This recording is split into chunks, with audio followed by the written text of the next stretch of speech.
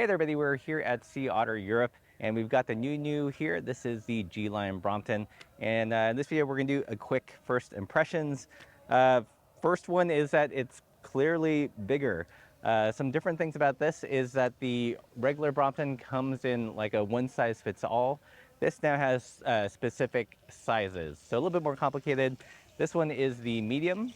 Other big obvious changes is that it's got bigger wheels, 20-inch.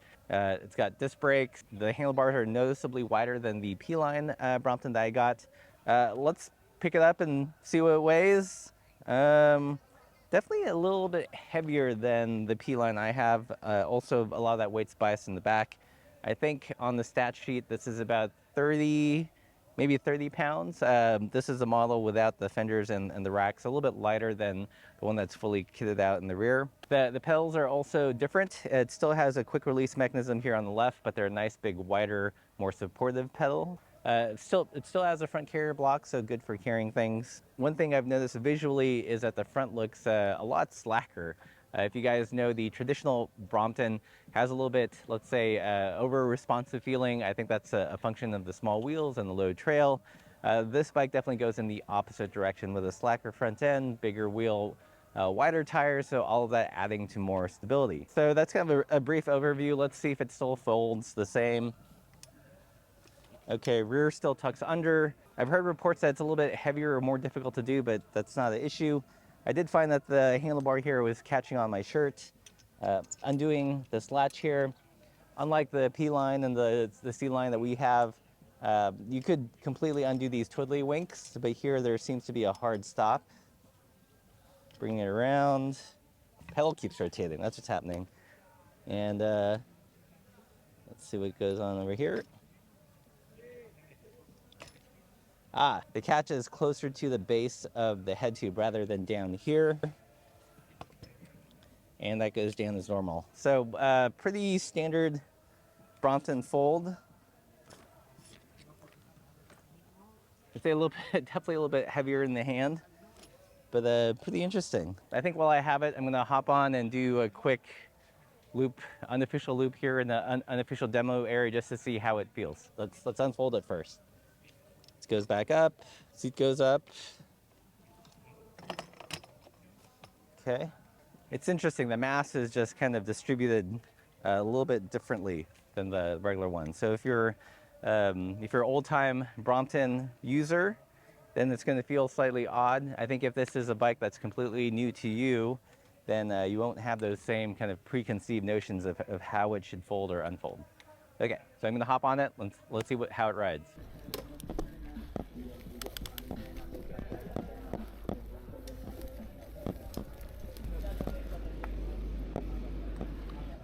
So initial observations is that the wider bars are awesome. It definitely makes it feel more like a substantial bike. Also rolls over the rougher terrain a lot easier. I mean, this is just grass, not super challenging, but this is something where I feel like if you take the regular 16-inch wheel Brompton, you get kind of thrown around a bit more. So other things that seem pretty obvious is that it definitely feels a lot more stable, easier to ride no-handed. If you've ridden a regular Brompton, you know it takes quite a bit to be able to ride it no-handed without a bag in front. Let's see how it accelerates here. Oh, interesting.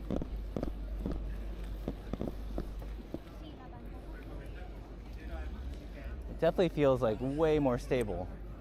It's kind of like going from a responsive road bike to something like the long haul trucker. Like it feels like it has longer chain stays. The overall ride is just, it wants to stay pointed straight. Even the turning seems a lot wider.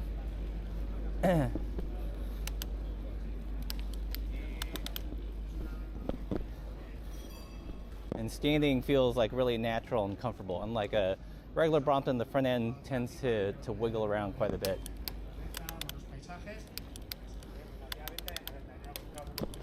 It's pretty fun to lean into the corners. Regular Brompton, not so much, just a little bit more twitchy. Interesting. I'd be curious how it feels like with the front bag.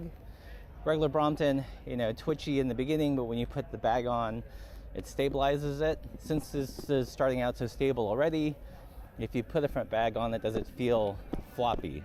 Or is it still normalish since the load's gonna be supported by the frame and not the wheel? I don't know. Lots to think about. Okay, so after my very comprehensive and grueling 10-minute test ride with the Brompton G-Line, what do I think? How's it different?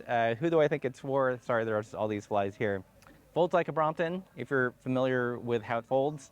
In terms of ride quality, it rides like a completely different animal, in my opinion. Definitely way more stable. That's one of the things when you first hop on a regular Brompton, the front end feels, let's say, overly responsive, and it does take some adjustment or some load in the front to kind of chill it out. Here, like right off the bat, it feels like super stable. As you guys saw, I was able to ride no-handed like in just a couple minutes, whereas that's more of an acquired skill on the 16-inch version of the Brompton. Other things that were really apparent is how well it rolls over kind of this lumpy, grassy terrain. We've definitely taken our regular Bromptons on some gravel and stuff like this, and while it can be done, it's not the most enjoyable thing. This makes it a lot more doable and less of kind of just a pain in the butt. I think the bike does lose a little bit of pep when compared to, let's say, the P-Line or even the C-Line. Part of that's going to be the wheelbase. One of the things Bromptons are known for are being really fast off the line. Something with the small wheels is just quick to accelerate. With this one, it still gets up to speed, but compared to a regular Brompton, there feels like there's a little bit of delay. So I think the compromise is, you know, you gain stability, but you do lose a little bit of quickness. Overall, however, the bike feels super comfortable. I think the handlebars make a huge difference. On my P-Line, I feel like my hands are a little bit close in and at an awkward angle. With these, it's nice and wide. It puts wrists in more natural angles, so it feels like a lot more rideable bike. If you've never ridden a Brompton before, this is something that you can get used to a lot quicker. In terms of who I think this is for, if you're going to be using it for urban commuting, I still think the smaller wheel Brompton is probably better suited because of its smaller folded weight. I think if you're looking for a bike to put in your adventure mobile, your RV, your yacht, you're going to go to destinations and not necessarily be on a cramped train and want something comfortable and a little bit more off-road worthy, then the G-Line makes sense in that situation.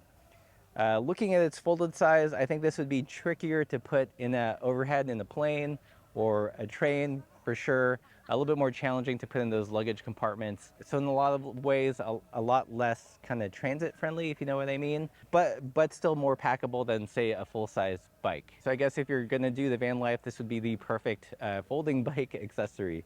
In terms of gearing, it does use an internal gear hub, the Alfine 8-speed in this situation. Didn't really stress the low gears because this is kind of flash terrain, but looking at the numbers, it doesn't have as much range as the 6-speed and definitely not as much as the 12-speed. So I don't know if they're going to come out with a version with the 11-speed Alfine in the future, or if that's, you know, an upgrade that you can do. But if you are going to ride this in hillier territory, I'd consider swapping out this ginormous chainring for something more manageable, or looking into the 11-speed Alfine Alpine hub. Again, this is just a super quick test and overview. I didn't even get to put a bag in the front to see how it handles, to see how it changes the steering. Hopefully we'll get a chance to review one of these a little bit longer term. Yeah, if you want to see that happen, definitely hit up Brompton on Instagram and tell them you want to see a full-on Path Plus pedal review of the Brompton G-Line. That's it for this video. Hope you guys enjoyed it. Follow us for more Sea Otter coverage, and as always, keep the supple side down.